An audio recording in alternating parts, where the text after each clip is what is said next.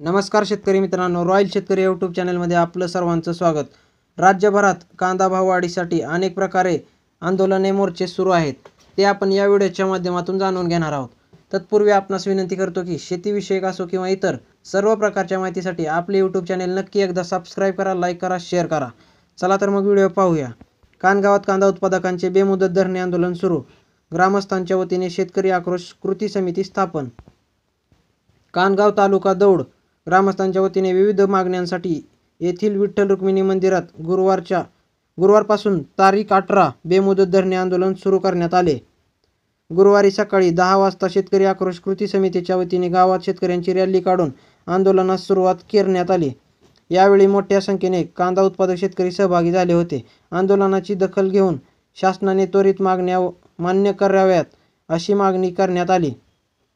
आंदोलनात भानुदास शिंदे, सयाजी मोरे, रामदास पवार, चंद्रकांत चाबुकस्वार, संतोष गवळी, महादेव निगडे, राजेंद्र गवळी, अण्णासाहेब चाबुकस्वार, गणपत नलावडे, संतोष गायकवाड, संपतराव जगताप, दादासाहेब गवळी, नामदेव फडके, तात्यासाहेब मोरे यांच्यासह अनेक शेतकरी सहभागी झाले.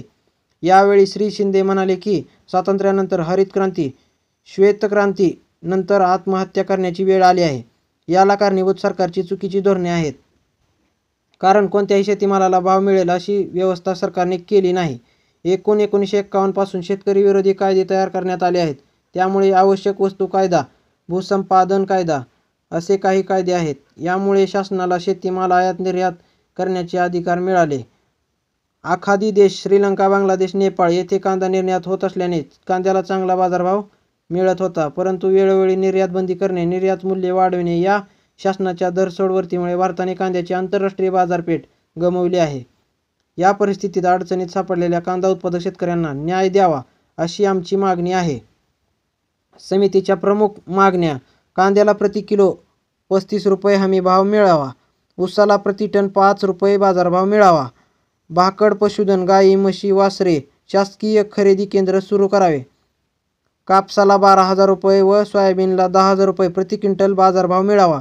गायीच्या दुधाला 70 रुपये व म्हशीच्या दुधाला 100 रुपये असा बाजारभाव मिळावा. ही या मागण्या शेतकऱ्यांच्या होत्या. व्हिडिओ आवडल्यास लाईक, शेअर, सबस्क्राईब नक्की करा. धन्यवाद.